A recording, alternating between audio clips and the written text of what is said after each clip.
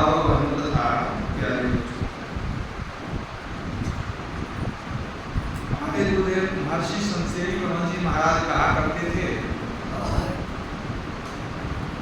कि दो व्यक्ति हैं, अगर उसमें से एक सच्चा हो और दूसरा झूठा हो तो दोनों की दोस्ती अधिक दिन टिकने वाली नहीं। अगर दो व्यक्ति में दोनों सच्चा हो उस दोनों की दोस्ती टिक जाती है। इसी प्रसंग में फिर वे आगे कहते हैं कि सच्चे की झूठे के साथ दोस्ती नहीं टिकती है। तो हम सत्य हैं, हम माने जीवात्मा, और संसार क्या है? असत्य है, असत्य झूठ है। इसलिए हमारी दोस्ती जो संसार से होती है वो दोस्ती टिकती नहीं है। मतलब मनुष्य जो संसार के वस्तुओं से, व्यक्ति से, स्थान से प्रेम करता है वह टिकाऊ नहीं होता है, क्योंकि जीव सत्य है, संसार मिथ्या है, झूठा है, नहीं रहने वाला है। इसलिए दोनों की दोस्ती नहीं टिकती है। लेकिन सत्य को अगर सत्य से दोस्ती हो जाए, सच्चे को सच्चे से दोस्ती हो जाए, वो दोस्ती टिक जाएगी। इसका क्या मतलब हुआ? हम सत्य हैं और परमात्मा भी सत्य है। अगर इस दोनों की दोस्ती हो जाए तब वह दोस्ती कभी भी टूटने वाली नहीं है। जगद्गुरु शंकराचार्य ने लिखा है, ब्रह्म सत्यं जगन मिथ्या जीवो ब्रह्मैव नापरः। ब्रह्म परमात्मा ही सत्य है, एकमात्र परमात्मा ही सत्य है, और संसार मिथ्या है, झूठा है, नाशवान है, नहीं रहने वाला है। ब्रह्म सत्यं जगन मिथ्या जीवो ब्रह्मैव नापरः। अर्थात यह जो जीव है यह ब्रह्म ही है, जीवात्मा ब्रह्म ही है, इससे अलग कुछ भी नहीं है। मतलब क्या हुआ? ब्रह्म सत्य है, ईश्वर सत्य है, और ये जीव जो है यह भी ब्रह्म ही है, मतलब यह भी सत्य है। अगर इस दोनों में प्रेम हो जाए, दोस्ती हो जाए, ये दोस्ती कभी भी टूटेगी नहीं, टिकाऊ होगी। भगवान श्री कृष्ण ने गीता में कहा 15वें अध्याय में 7वें श्लोक में, ममे वांशो जीव लोके जीव भूता सनातन। हे अर्जुन, इस शरीर में, देह में बसने वाली जो जीवात्मा है यह हमारा ही सनातन अंश है। सनातन मतलब सब दिन रहने वाला, शाश्वत, अविनाशी। तो भगवान कहते हैं कि मैं ब्रह्म हूं, और शरीर में बसने वाला जो ये जीव है ये क्या है? हमारा ही अंश है, मतलब जीव का ही अंश है। बाइबल में भी लिखा हुआ है, I and my father are one. मैं और मेरे पिता एक ही हैं। मैं माने जीवात्मा, पिता में परमात्मा, दोनों एक ही एक हैं, और दोनों सत्य है, अविनाशी है। अगर इस दोनों में प्रेम हो जाए तब जो आनंद होगा वो शाश्वत होगा, क्योंकि वो प्रेम टिकाऊ होगा तो उसका आनंद भी टिकाऊ होगा। लेकिन हम ईश्वर से प्रेम नहीं करते। हमारे गुरुदेव ने क्या लिखा? यही मानुष देह समैया में करूं परमेश्वर ने प्यार। लेकिन हम लोग संसार की वस्तुओं से ही प्रेम करते हैं। यही सच्चाई है। मुंह से कितना भी ईश्वर ईश्वर कर लें, लेकिन मन जानता है कि संसार के प्रेम में ही मन फंसा रहता है। मन देखिए, जानते तो हैं कि सब कुछ छूट जाने वाला है, लेकिन मानते नहीं। हमारा जो क्रियाकलाप है उसी दिशा में है कि कितना जमा करें और क्या क्या जमा करें। ऐसा नहीं लगता है कि सब छोड़ के चले जाएंगे, लगता है सब अपना ही है, सब दिन यही रहेंगे और ये सब कुछ मेरे साथ में ही रहेगा। इसी भ्रम को पालते पालते संसार से चले जाते हैं। सोचते थे खाएंगे, बहुत जमी बहुमाल, सोचते ही रह गए, पकड़ के गया काल।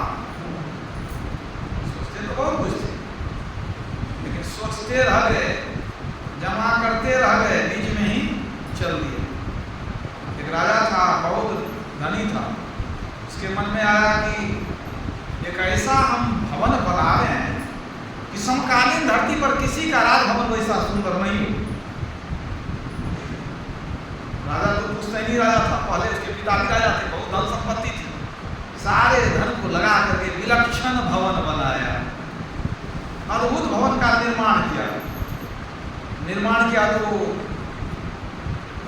और राजा महाराजा लोग भी आए, उनके यहाँ निमंत्रण दिया उद्घाटन करने के लिए। सबने बहुत बड़ाई किया कि बहुत सुंदर मकान, ऐसा भवन कभी देखा हमने नहीं। अब जो कोई आवे तो भवन को राजा दिखलावे और सब बड़ाई करे तो इनको बड़ा आनंद आवे कि देखो ऐसा भवन कहीं नहीं, धरती पर किसी ने देखा नहीं। तो रोज कोई न कोई आवे भवन देखने, तो राजा खुला छोड़ दिया था, आके देखिए, अपना मंतव्य जो है व्यक्त कीजिए। सब दिन कोई न कोई आवे, देख सुन करके जाए और बहुत ही अचंभित होकर के जाए। महाराज ऐसा लक्षण हम लोग सपना में भी नहीं सोचे थे, ऐसा भवन हो सकता है। यही चलते रहता था, कितने दिनों तक लोग आएगा, देखेगा, बड़ाई करेगा, उसकी भी एक सीमा है। कुछ समय के बाद लोगों का आना कम हो गया, लोग आवे ही नहीं। तो राजा को अच्छा नहीं लगे कि लोग आते थे, बड़ाई करते थे, बहुत दिन से कोई आया नहीं। तो सिपाही को कहा कि हमारे मुख्य द्वार होकर के जब कोई जाने लगे तो उनको बुला लेना कि आइए जरा सा भवन का निरीक्षण कर लीजिए, परीक्षण कर लीजिए, दर्शन कर लीजिए। तो कोई जाने लगे तो द्वारपाल कहता था आइए राजभवन का दर्शन कर लीजिए, बड़ा विलक्षण भवन है। तो आकर के देखता था और बहुत बड़ाई कर करके जाता था। एक दिन सुबह से कोई गुजरा नहीं, कोई आया नहीं, राजा को अच्छा नहीं लग रहा था, आज कोई बड़ाई नहीं किया, इतना जो हम सब लगा दिए, काहे को लगा दिए? कोई तो होना अच्छी बड़ाई करने वाला, अपनी बड़ाई सुन करके किसको आनंद नहीं आता है? कोई नहीं मिला, एक फकीर साहब जा रहे थे, सिपाही उन्हीं के पीछे लग गया द्वारपाल वहाँ कि चलिए जरा भवन देख लीजिए। क्या करेंगे? देखे नहीं महाराज, देख लीजिए बहुत सुंदर भवन है, जिंदगी में ऐसा नहीं देखे होइएगा, देख लीजिए। राजा साहब ने आग्रह किया, वो फकीर को ले आया।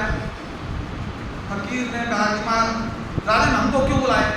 कहा महाराज बहुत मेहनत से बनाए हैं, बहुत सुंदर भवन है, जरा दर्शन कर लेते, देख लेते आप। अच्छा, राजा ने एक और बात घोषणा कर रखी थी, क्या कि जो कोई आगे देखे सुने, यदि कोई इसमें कोई त्रुटि निकाल देगा तो उस त्रुटि का परिमार्जन हम कर देंगे, ये भी घोषणा किया।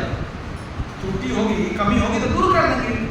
तो कोई आगे तो देख सुन ले, खाली बड़ाई करे, कोई तो उसकी कमी बता नहीं सकता था, कोई कमी मिलती नहीं थी, लेकिन ये घोषणा करता था। जब कोई प्रतिष्ठित आदमी आवे तो कहता था कि आप देखिए सुनिए, यदि कुछ कमी लगे तो बताइएगा, उसका परिमार्जन कर देंगे, तो कमी को दूर कर देंगे। तो फकीर ने कहा क्या करेंगे? देखेगा नहीं, आइए महाराज देख सुन लीजिए एक बार, यदि आपको कुछ कमी लगेगी तो उसको हम दूर कर देंगे, परिमार्जन कर देंगे। महात्मा जी को ले गए अंदर, घुमाते घुमाते महात्मा जी कुछ नहीं बोलेंगे, कितना सुंदर है नहीं है। और लोग आते थे तो बहुत आश्चर्य व्यक्त करते थे। पूरा महात्मा जी घूम लिए और जब निकलने लगे, जब महल के द्वार पर आए, फाटक पर, तो आते आते पूछने लगे कि महाराज कुछ बताए नहीं हमको कि कैसा लगा, क्या आपने निष्कर्ष क्या निकाला? वो महात्मा जी चौकट पर बैठ करके वहाँ रोने लगे। और राजा को आश्चर्य लगा कि भाई इतना लोग खुशी होकर जाता था, कि रोने कैसे लगे? तो उन्होंने कहा कि महाराज कोई कमी है क्या, आप रो क्यों रहे हैं? कहा नहीं बहुत भारी कमी है इसमें। कहा क्या कमी बताइए, उसका परिमार्जन कर देंगे, त्रुटि को दूर कर देंगे, कमी को दूर कर देंगे, आप बताइए तो कम से कम। कहा एक नहीं दो कमी है। कहा तो एक भी बताइए ना, पहले रो कर क्यों रहे आप?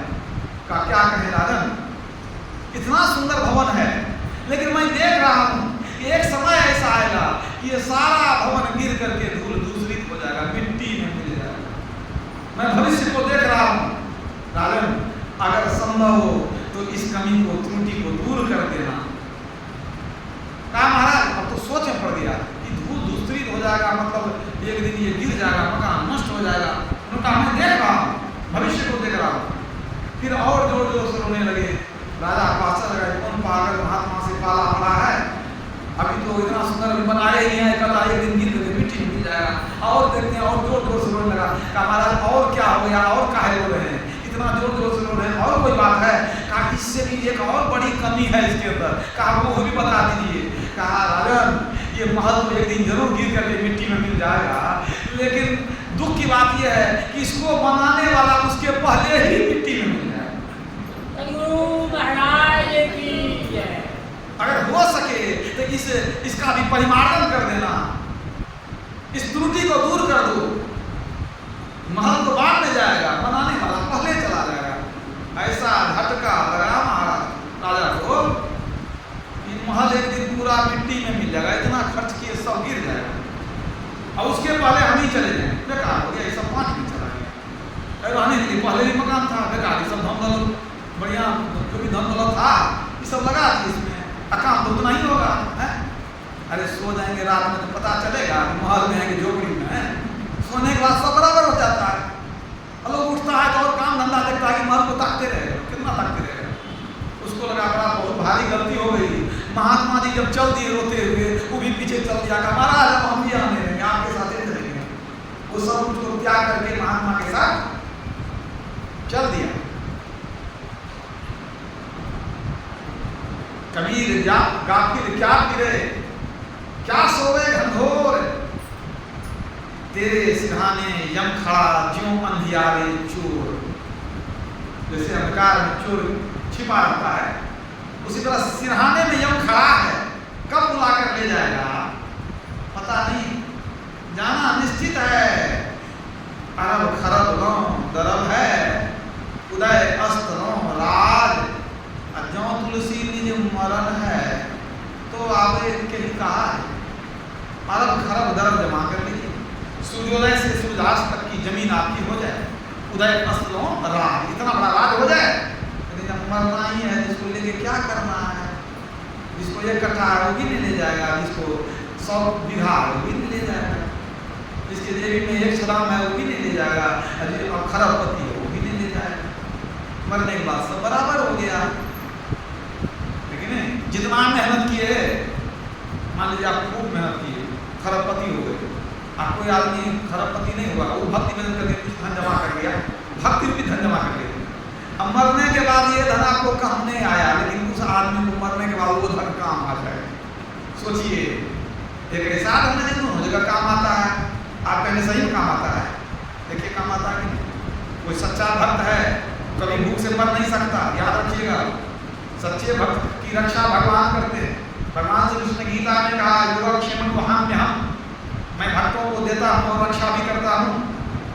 देने वाले हैं, रक्षा करने वाले हैं। कोई भक्त सच्चा भक्त भूख से नहीं मर जाता है, भगवान कोई भेष धारण करके उनको भोजन कराते हैं, याद रखिए।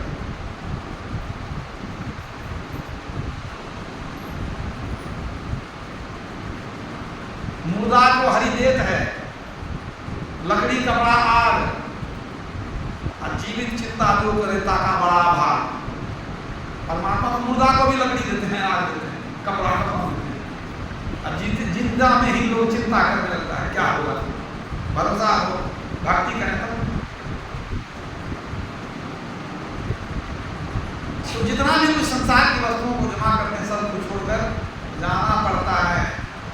यही जीवन का कटु सत्य है, सब कुछ छोड़ करके जाना पड़ेगा, कुछ भी सक जाने वाला नहीं। वो मैं आया कहां से इसका नहीं कुछ भी पता, वो मैं आया कहां से इसका नहीं कुछ भी पता, और जो यहाँ से गए हैं वो हो गए हैं लापता। यह बात निश्चय जानकर भी नित्य रहना चाहता, आंखों सहित अंधा हुआ हाय कैसी मूर्खता। जो यहाँ से गए वो लापता हो गए, जानते हैं जो चला जाएगा लौट के आने वाला नहीं है। यह बात निश्चय जानकर भी नित्य रहना चाहता, जानते हैं कि हमारे दादाजी चले गए लौट कर नहीं आए, लेकिन सोचते हैं बहुत दिन रहेंगे, अभी क्या है, अभी तो जवान बहुत समय नहीं, बालक नहीं जो मने नहीं वृद्धि कछुबंद, वह अवसर नहीं जानिए जब आए पड़े जब फंद। जब का फंदा कब आ जाएगा कोई ठिकाना नहीं है, समय गया फिरता नहीं। जल्दी करो निज काम, कुछ अपना काम है जिसके लिए मनुष्य शरीर मिला है, उसको झटपट कर लो। जो भी दास होगी थी आप बहुत भोग गुना। गुरु के शरण में जाकर जानिए कि अपना काम क्या है, उसको कर लीजिए, नहीं तो शरीर तो सबका छूटता है।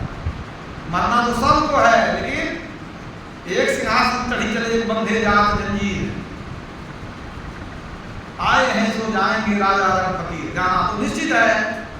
क्या आप लोग कर जाना चाहते हैं? क्या आप दुखमय स्थान में जाना चाहते हैं? आप कहेंगे नहीं, नहीं चाहते हैं दुखमय स्थान में जाना, नहीं चाहते हैं रोना, तो कुछ उद्यम कर लीजिए, कुछ परिश्रम कर लीजिए, कुछ वो धन कमा लीजिए जो आगे काम देने वाला है। ईश्वर की भक्ति कर लीजिए। परमात्मा की कितनी बड़ी कृपा है, मनुष्य शरीर मिल गया, बड़े भाग मानुष तनु बाबा। उस जीव का बड़ा भाग्य है जिसको मनुष्य शरीर मिल गया, और उस मनुष्य का बड़ा भाग्य है जिसको सत्संग मिल गया। बड़े भाग पाइए सत्संगा, अभिनय प्रयास होय भव भंगा। उस जीव का बड़ा भाग्य है जिसको मनुष्य शरीर मिल गया, उस मनुष्य का बड़ा भाग्य है जिसको सत्संग मिल गया, और सत्संग मिलने के बाद भी उस सत्संगी का बड़ा भाग्य है जिसको गुरु मिल गया। भगवान राम ने कहा, बड़े भाग मानो तन बाबा किसने कहा? भगवान राम ने। अब बड़े भाग पाइए सत्संगा किसने कहा? भगवान राम ने। अब ये कौन कहते हैं कि जिनको गुरु मिल गए वो बड़े भागी हैं? भगवान राम ने कहा, जे गुरु पद अंबुज अनुरागी, अते लोकहु वेदहु बड़ भागी। लोक में वेद में वो बड़ा भाग्यवान है जो गुरु के चरणों में प्रेम कर रहा है, इसने गुरु से भक्ति की क्रिया सीख ली। ये दुर्लभ मनुष्य शरीर मिला है कुछ विशेष काम करने के लिए। अगर नहीं भी करेंगे तो काल के गाल में समा जाएंगे। सुंदर शरीर मिला, कुछ काम नहीं आया, तब क्या होगा? पूछे धर्मराज जब भाई, वचन मुख नाही कही आई। जिसने सुंदर शरीर दिया वो आपको पूछेगा कि शरीर दिया था किस काम के लिए, तुम करने क्या लगा? मनुष्य वाला काम करने के लिए भेजे थे, तो पशु वाला काम करके रह गया। खाना पीना और सुजाना यह काम है पशु समाना, फिर मनुष्य देह क्यों धारी, हरि भजन करो सुखकारी। पूछे धर्मराज जब भाई, वचन मुख नाही कही आई। इस समय कुछ कहते नहीं बनेगा। पलटू दास लखी गोया, सुगढ़तन पाए के खोया। पलटू साहब कहते हैं यह देख करके रोना आता है कि सुंदर शरीर मिला था किस काम के लिए, बर्बाद कर दिए, बेकार बर्बाद। कुछ काम में, कुछ भोग में, कुछ नींद में खोया। आया समय जब मौत का तब सोच कर रोया। और रोने से क्या होगा?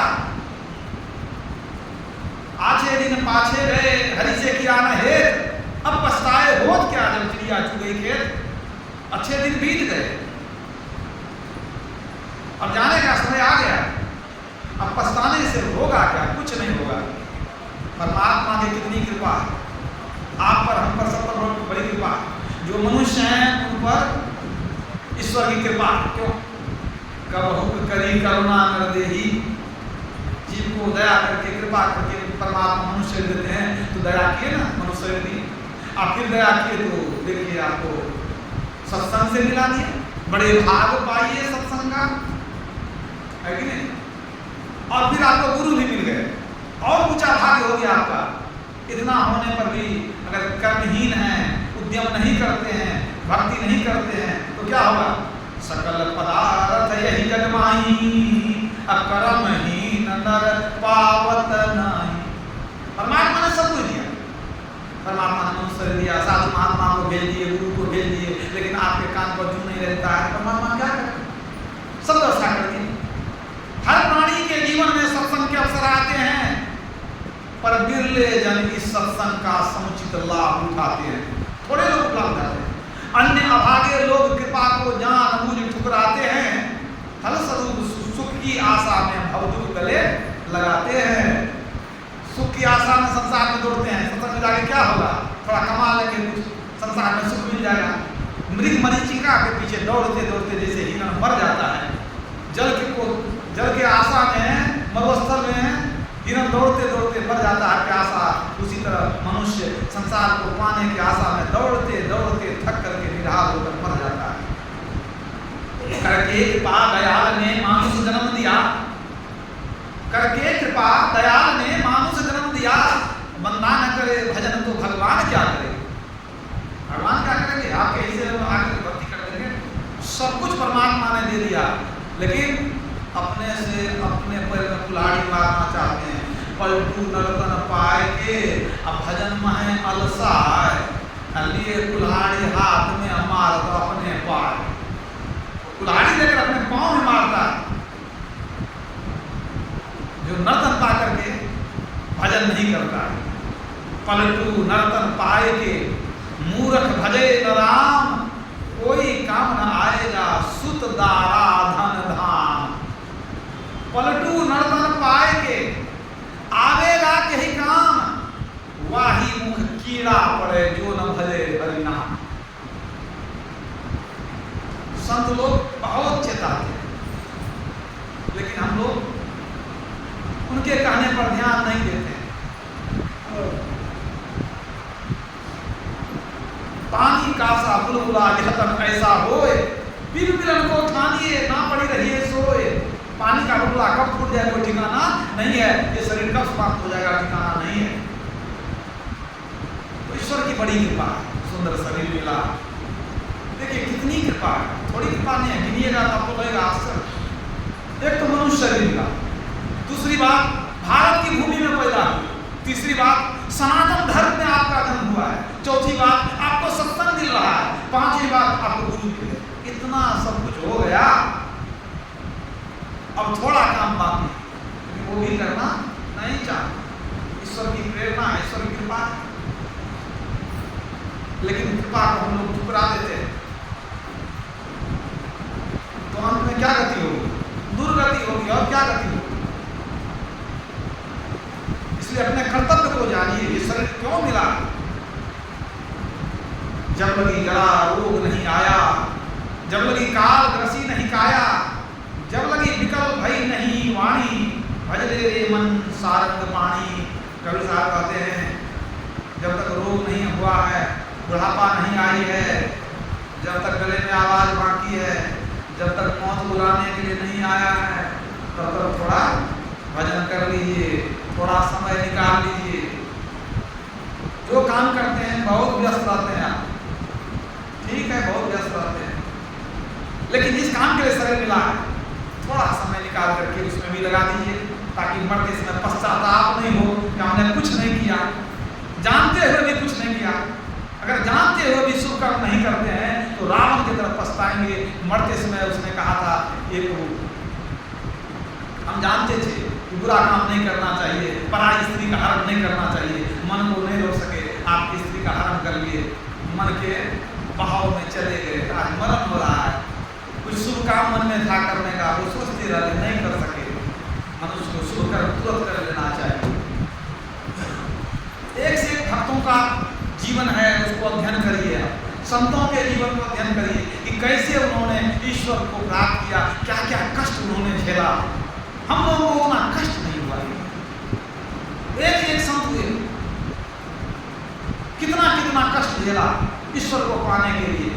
सोचिए, पलटू साहब को जीते जी आग में झोंक दिया गया, बंदा बैरागी को तावा पर लिटा करके मांस नोच लिया गया, मीराबाई को जहर का प्याला दे दिया गया, समस्त अंग्रेज के शरीर से खाल खिंचवा दिया गया, गुरु तेग बहादुर जी का सिर कलम कर दिया गया। सोचिए कितना कितना कष्ट संतों ने झेला, इस ज्ञान को बचा करके रखा। एक जमाना था मुगलों का, अंग्रेजों का, कितना अत्याचार सहा संतों ने, लेकिन इस ज्ञान को बचा करके हम लोगों को दिया। आज तो बंधन नहीं है, आप स्वतंत्र हैं, स्वतंत्र हैं, मैंने स्वराज मिल गया आपको। आप चाहें तो अपने जीवन को अपने हिसाब से जी सकते हैं। गुरु महाराज कहते थे हम लोगों को स्वराज मिल गया है पर सुराज नहीं मिला है। गुरु महाराज मानिए, सुराज सुंदर राज, हम लोगों को स्वराज मिला है लेकिन सुराज नहीं मिला है। जब तक अनाचार दुराचार समाज से खत्म नहीं होगा, जब तक लोग सदाचार का पालन नहीं करेंगे, तब तक समाज में सुराज नहीं आएगा। पंचपाप का जब तक त्याग नहीं करेंगे तब तक सुराज नहीं होगा। स्वराज तो हुआ, अपना राज तो हो गया, लेकिन सुंदर राज नहीं हुआ, कमी है। तो सदाचार का पालन करना और ईश्वर की भक्ति करना, यही संतों का आम उपदेश है। एक भक्त के जीवन का प्रेरक प्रसंग मैं आपको सुनाता हूँ।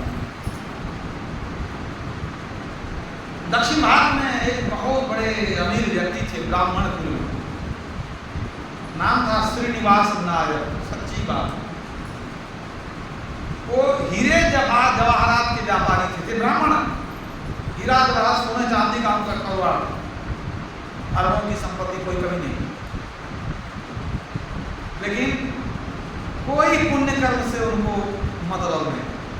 न कभी दान करते थे, न भूखे को खिलाते थे, न कोई सत्संग करना, न भक्ति करना, कुछ नहीं।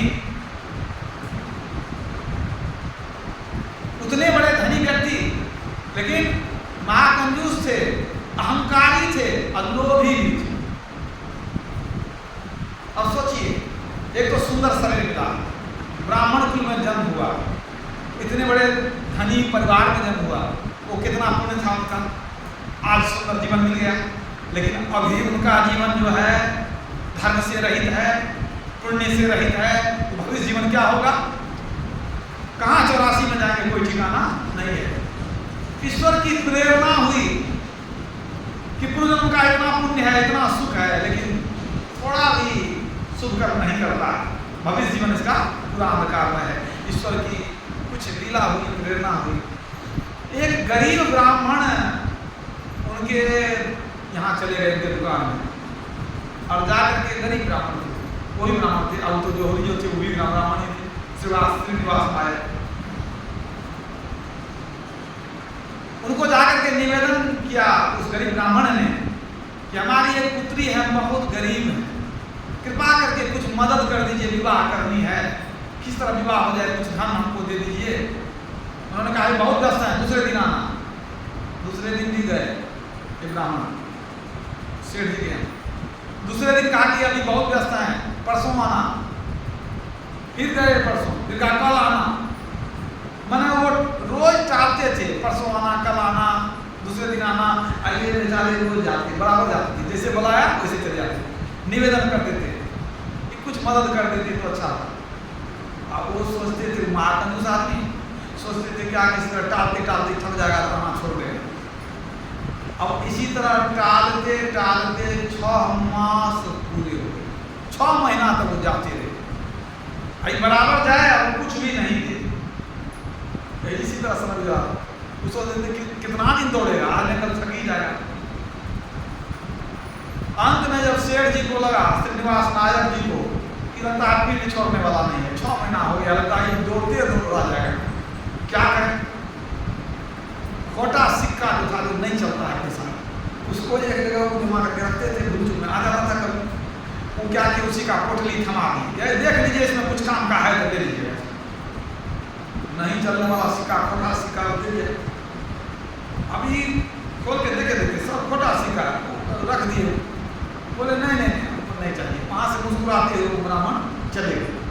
इतना दिन दिया है, दिया खोटा सिक्का, कोई काम नहीं आएगा, देखे करेंगे क्या, खाने के लिए हमको कुछ मिला, बेचारे चले गए। अब पता लगा करके सेठ जी के घर चले गए। अब उनकी पत्नी सज्जन सुशीला थी, उसको सब कहानी कह दी कि बहुत गरीब है, बेटी की शादी करनी है। हम सोचे सेठ जी को इतना धन है, कुछ मदद कर देते, क्या बता दें, कल आइए परसों आइए। हम 6 महीना हो गया वहाँ जाते जाते, सेठ जी ने कुछ नहीं दिया। हम आपसे विनती करते हैं कि आप क्या कहते हैं, कुछ दीजिएगा कि नहीं, जैसा आप कह दीजिए। तो सुन करके सेठानी को बड़ा दुख हुआ मन में कि जब 6 महीना दौड़ाए दे देना चाहिए, अभी दे तो क्या दे, सोचे क्या देंगे। अचानक मन में आया कि ठीक है हम अपना कर्णफूल दे देते, दोनों कान में सोना हीरा का कुछ कर्णफूल था, वही दे देते हैं। वो क्या की, तो कर्णफूल एक निकाल करके उनको दे दी, लीजिए इसको बेच करके जो काम आएगा कर लीजिए। अब वो दूसरा अपना मान लिया, उसको एक तो दे दी। अभी जो ले करके गए तो सोचने लगे कि भाई कहाँ बेचेंगे, कोई छोटा मोटा आदमी तो लेगा नहीं, नाम तो बहुत होगा इसका। घूमते घामते चले गए उसी सेठ जी के यहाँ, श्रीनिवास नायक के। देखिए सेठ जी बेचने के लिए हम आए हैं, ले लीजिए, जिसका जितना मूल्य हो हमको दे दीजिए। और जब भी देखा सेठ जी ने देखा तो कान खड़ा हो गया, लगता हमारी पत्नी का पहचान। अब पत्नी के कान में जो बहाना पानी जितना से तो पैसे निकालेगा, विश्वास हो गया कि पत्नी का, वाह इसको तो पूरा पैर का गर्मी माथा तक चला गया। सोचा ये कैसे हो गया है, हम तो ये फूटी कोड़ी देने वाले नहीं हैं। पागल वो क्या किया, तो कहा क्या, देखिए रावण देवता हम आपको तो दे देंगे पैसा, लेकिन इसका दाम बहुत है, इतना पैसा आज हमारे पास नहीं है। अच्छा आज बार छोड़ दीजिए, रखते हैं, कल हम आपको पैसा व्यवस्था करके दे देंगे, कल आकर के ले जाइए। अब वो कनखुल को ले जाकर तिजोरी में बंद कर दिया, ताला लगा दिया। इधर जैसे ही विदा हुए ब्राह्मण के कल आएंगे, इधर विदा हुए, अब वो एकदम गुस्सा से तमतमाया हुआ आ गया घर, पत्नी को बुलाया, इधर सुन, निकल के आए, कहा जल्दी बताओ तेरा कनखुल कहाँ है, जल्दी उठा के लो, नहीं तो उसको जिंदा काट दे गया। तो अहंकारी भी था, क्रोधी भी था, लोभी भी था। अब पत्नी सोचने लगी, हे भगवान अब क्या करें, और डांट के पूछा ना कहाँ है तेरा कनखुल, कहा घर में तो रखा है, अगर मैं तो एक ही था, एक तो दे दी, मुंह से निकल गया एक ही, गलती से लेकर गया, अब अंदर तो चली गई। अब सोचे अब क्या करें, अब क्या करें, इसका इतना क्रोधी दे देगा, क्या करेगा, अत्याचार करेगा, कोई ठिकाना नहीं, अब दूसरा हमलाएंगे कहाँ से, एक ही है। अंत में वो सोच रही नहीं, इसका अत्याचार सहने से अच्छा हम जान दे दें। घर में जहर था, सोचे जहर पी लेते, नहीं तो हमको जीने नहीं देगा, क्या मालूम उसको पता चल जाएगा। वो घर में जहर था, जहर निकाल करके कटोरा में घोल ली, जब पी करके मर जाएंगे, बाहर में बैठा है, जल्दी लेके आओ, और वो खोज रही अंदर, बुझ रहा है कि खोज के लाई, और कटोरा में जहर घोल करके जैसे मुंह में लगाई, कटोरा में कुछ भट से गिरा, कुछ गिर गया कटोरा, ये सोचने लगी भाई क्या गिर गया, देख लेते हैं। और जैसे उंगली दे करके उसमें हाथ दी, देखती है कनखुल इसी में गिरा, कहीं से कनखुल गिर गया, और असल में कनखुल इसमें कैसे गिर गया। अच्छा दूसरा जब देखने गई तो है ही, और दोनों जोड़ा मिल गया इसको, अब कहीं नंबर में जाए, जहर नहीं गिर गया था, वो बहुत खुश हुई कि दोनों मिल गया, और उधर से खुशी खुशी लेकर के आई, लीजिए ये देखिए कनखुल है कि नहीं है। अब तो इसका भी दिमाग चकरा गया, यही कनखुल तो हम बंद करके आए हैं वहाँ तिजोरी में, दो ठोके से एक ही जैसा है, यही तो वही।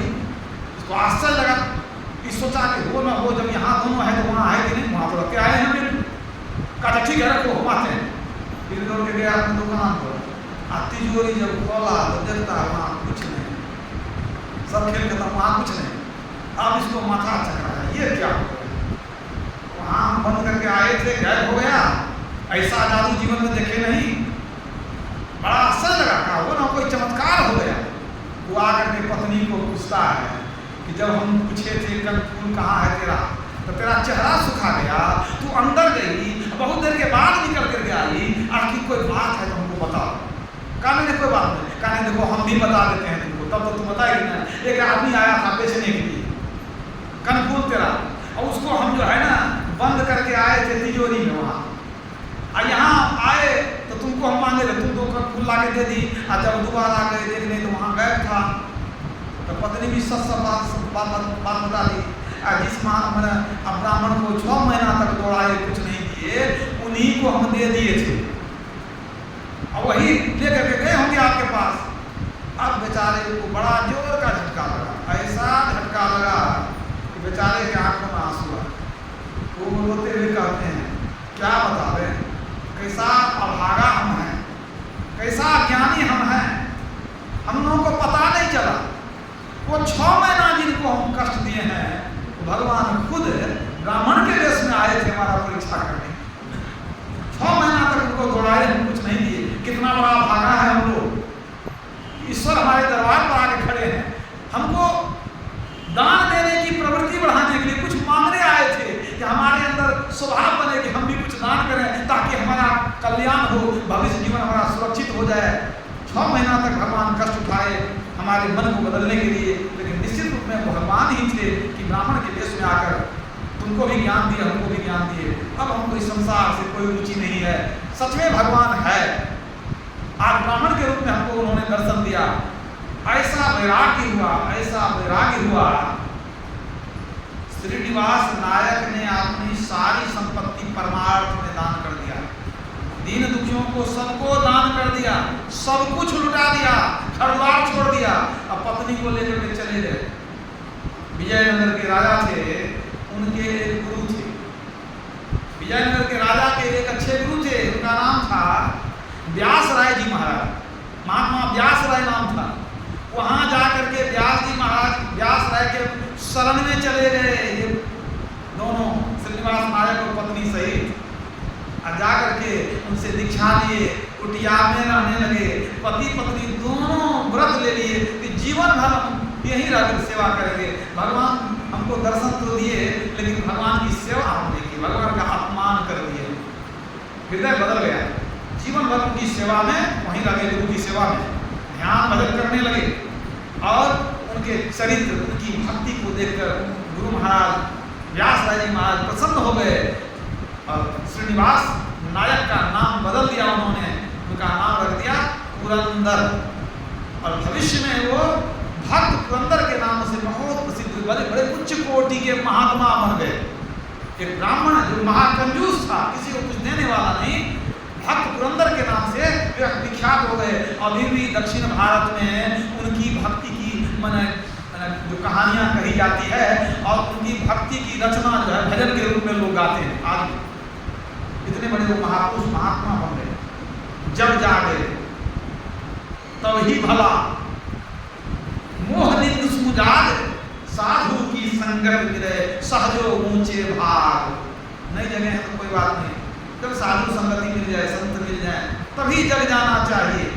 नहीं जगेंगे, अगर सोए रह गए, आगे पशु योनि में जाना निश्चित है, स्वर्ग नरक में जाना निश्चित है, आवागमन में घूमना निश्चित है। ये शरीर मिला है जगने के लिए। संत लोग कहते हैं जग जाओ क्या सोबत गफलत के मारे, जाग जाग मन मेरे, अंधकार संगी न होगा, संग न चल को तेरे, यह धन धाम कुटुंब कबीला सब स्वार्थ के चेहरे, अपने अपने सुख के साथी हेरण को सुख तेरे। सब अपने सुख से बंधे हुए हैं। गुरु महाराज कहते हैं, कई बार मानक साहब कहते हैं, प्रीतम जान लेहु मन माही, अपने सुख से सब कोई बांधे, कोई काहू को नाही। स्वार्थ का बंधन है, सब जुड़े हुए। स्वार्थ अगर पूरा नहीं हो, पति पत्नी को छोड़ देगा और पत्नी पति को छोड़ देती है। स्वार्थ का ही संसार है। बात मिशन को पड़ा है, समझे कि नहीं? मान लीजिए किसी का जिएगा कि मरेगा कोई ठिकाना नहीं है। बेटा परमात्मा से प्रार्थना करता है, क्या प्रार्थना करता है? विचार कीजिएगा। अगर उसको लगेगा कि हमारा बाप अगर ठीक हो जाए, आप फिर से घर में हमको जो है मदद करे, थोड़ा बिजनेस संभाल दे, घर उधार देख दे, कुछ काम के लायक है, बाप अगर जी जाएगा, कुछ काम के लायक है भी, तो क्या कहेगा? हे प्रभु पिताजी को ठीक कर दीजिए, हम अनाथ हो जाएंगे, घर बर्बाद हो जाएगा। अगर उसको विश्वास हो जाए कि बाप हमारा जी भी जाएगा, किसी काम के लायक नहीं है, तो कहेगा हे प्रभु इनको एक पिता जगह दे दीजिए, बुला लीजिए, बहुत कष्ट में काम के नहीं है तो आप बुला लीजिए, काम के हैं तो हमको जिंदा कर दीजिए ताकि हमारी सेवा करते रहे। संसार स्वार्थ का संसार है, इसी में मरते मत रहिए। जो अपना है उसको छोड़ दिए हैं, जो सपना है उसके पीछे भागते हैं, सपना सपना ही रहेगा। ईश्वर अपना है, परम पिता अपने हैं, उनको छोड़ देंगे तो जन्म जन्म पछताएंगे, फिर मनुष्य शरीर मिलने वाला नहीं है। बार बार नरदेह नहीं, सुन ले वीर रे, चेत सके तो चेत कहे कबीर। बार बार मनुष्य शरीर मिलने वाला नहीं है, चेत जाइए। क्या चेतेंगे?